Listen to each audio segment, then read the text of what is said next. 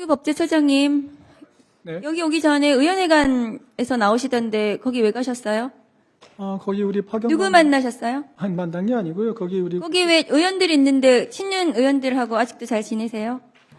처장님, 행정부 법제사무 통화라는 기관의 장으로서 자, 윤석열 화면 올려주세요. 비상계엄 선포, 위헌 위법한 비상계엄 선포에 대해서 헌법재판소의 파면 결정이 났습니다. 화면 올려주세요.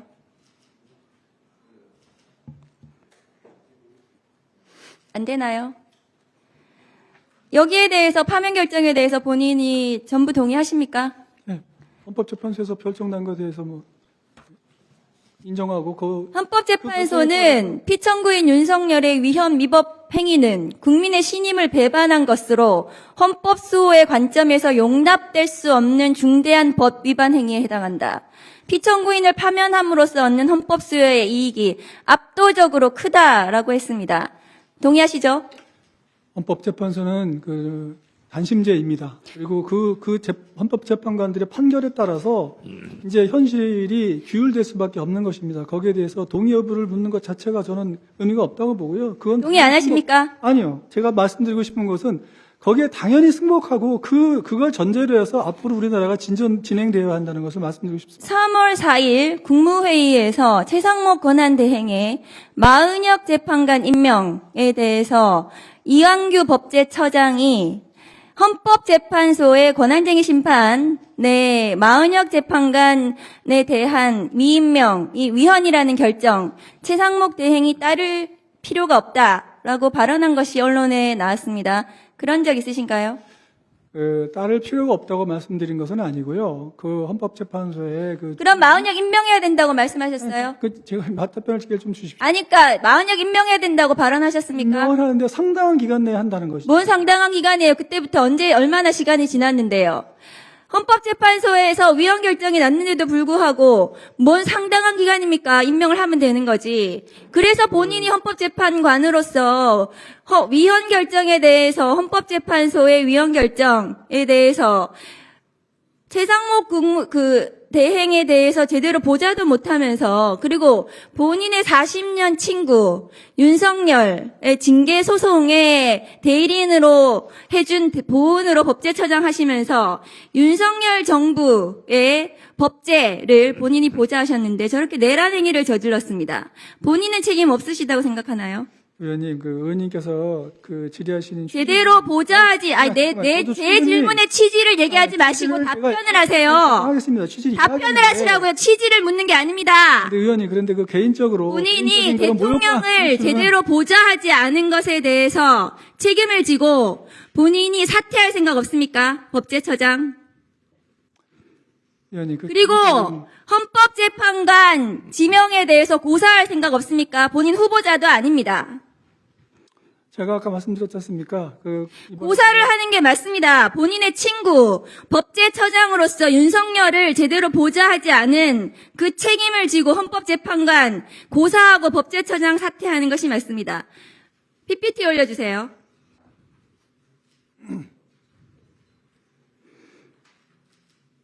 대통령 권한대행은 나라가 위기를 넘길 수 있도록 안정적인 한덕수 대행은 대통령 권한대행은 헌법기관을 구성하는 대통령 고유의 권한을 행사하는 것이 자제하는 것이 헌법과 법률의 일관된 정신이라고 했습니다. 한덕수 대행이 3개월 전에 그렇게 말해놓고 지금 이완규 법제처장을 재판관으로 지명을 했어요. 본인이 재판관 임명은 또 하지 않았. 3개월 전에 안 하는 이유로 그렇게 말해놓고 자기가 한 말을 기억도 못하면 문신이라도 새기세요. 메멘토라는 영화에 그렇게 나와요. 기억 못하면 문신 새기는 걸로. 한덕수 권한대행의 저 내로남불 발언, 재판관 지명 위헌이라고 생각하지 않습니까? 한 총리께서 이전에 말씀하셨을 때는 직무정지 상태였기 때문에 사고인 시대였고요. 이번에 하신 결정은 이제 탄핵 결정이 났기 때문에 이제 거리가 된 상태입니다. 한덕수 대행이 민주적 정당성이 있습니까? 국민 대표성이 있습니까? 무슨 대통령 고유 권한을 행사를 한다 그래요? 한덕수 대행이 그러면 비상계엄도 선포하고 전쟁도 선포하고 그러면 되겠네요. 대통령 고유 권한을. 법제처장으로서 똑바로 보좌를 했어야지 윤석열 내란 행위 일으킨 거에 대해서 어떻게 헌법재판관으로 나올 생각을 합니까? 욕심이 과하세요. 이상입니다. 네. 다음. 지금 누구한테 질의했죠?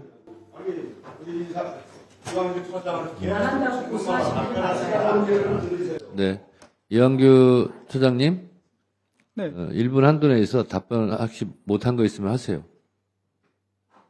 그러니까 뭐 여러 가지 저에 대해서 이제 뭐 이런 저런 여러 가지 지적하시는 말씀은 제가 잘 새겨 듣겠습니다. 잘 새겨 듣겠는데 우리 의원님께서 질문하실 때 저의 그 뭐라 그럴까요 개인적인 그런 거를 쭉 들으시면서 좀 너무 이렇게 좀 제가 좀 이렇게 개인적으로 좀 견디기 어려운 그런 말씀을 많이 하셔서 그러니까 그런 개인적인 문제는 좀 그걸 가지고 질문을 좀 하지 마셨으면 하는 생각이 좀 듭니다. 예. 물론 제가 윤 대통령하고 대학 때부터 친구 사이였던 건 맞습니다. 그렇지만 지금 윤 대통령이 이런 거에 대해서 뭐 제가 다 책임져라 이렇게 말씀하시는 거는 법제처장으로서 보좌하셨잖아요. 법제처장으로서. 자, 제가 언제 개인적인 질문했습니까? 자, 알겠습니다. 마무리고요. 본인이 사퇴하고 무사하는 거예요. 자, 네, 됐고요. 잘 유념하겠습니다. 진짜 내란을 법제처장으로서 네. 없습니까? 많은 재판관이면 왜 못하게 했습니까? 그런 위헌 행위에 대해서 본인이 직무유기의 공범이에요. 직무유기의 공범이 어떻게 헌법재판관으로 나옵니까? 자, 정리해 주시고요. 하나. 저 이완규 처장님, 예. 뭐 기왕에 이렇게 박은정원 질의 과정에서 본인 신변에 관한 것다고 뭐 했으니까 그것도 좀 한번 확인하겠습니다.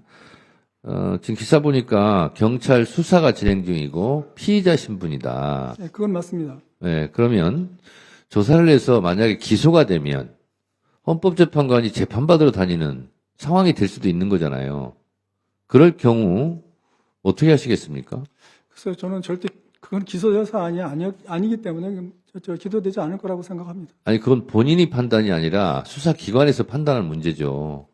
지금 사실은 헌법재판관 지명 자체를 저는 동의하거나 인정하지 않지만 어쨌든 지명자 신분인데 피의자다. 이것도 매우 부적절한 거예요. 예, 의원님께서 말씀하시는 것도 뭐 저도 잘 알겠습니다만 우리가 그냥 어떤 단체 또는 제가 지금 피의자로 조사받고 있는 사건 중에 하나는 아마 공수처에다가 고발된 건 우리 민주당 쪽에서 고발한 걸로 알고 있는데요. 어떤 사람에 대해서 고발장을 접수해가지고 그 사람이 수사받게 만들었다고 해서 그 고발된 사람이 물론 그런 면이 없잖아 있지만 문제는 기소가 됐을 경우 어떻게 할 거냐를 제가 물어보는 거예요. 아니 본인이 던졌다면 휴대폰 왜 바꿔요? 휴대폰은 왜 바꿔? 가족은 출연됐으니까. 자, 다른 의원님들은 조용히 해주시고요. 제가 위원장으로서 진행상 지금 얘기하는 거예요. 그러니까 이런 것도 있으니까 본인이 뭐 해명할 게 있으면 해명하고. 그래서 저는 피의자면서 헌법재판관 지명자 신분도 적절하지 않지만 기소가 됐을 경우는 이거 심각한 거 아니냐. 그럴 때는 어떻게 하시겠냐는 것에 대해서 한 말씀 하세요. 글쎄요, 어쨌든 저는 그건 전혀 기소될 만한 그 일이 아니었다고 저는 생각을 합니다. 아니, 그러니까 지금 그렇게 말씀하세요. 기소가 된다면. 기소가 된다면 그때 가서 생각을 하겠습니다.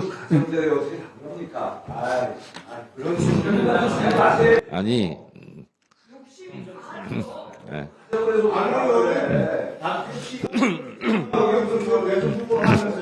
자, 알겠습니다. 내란으로 열리는 거예요. 열리는 거예요.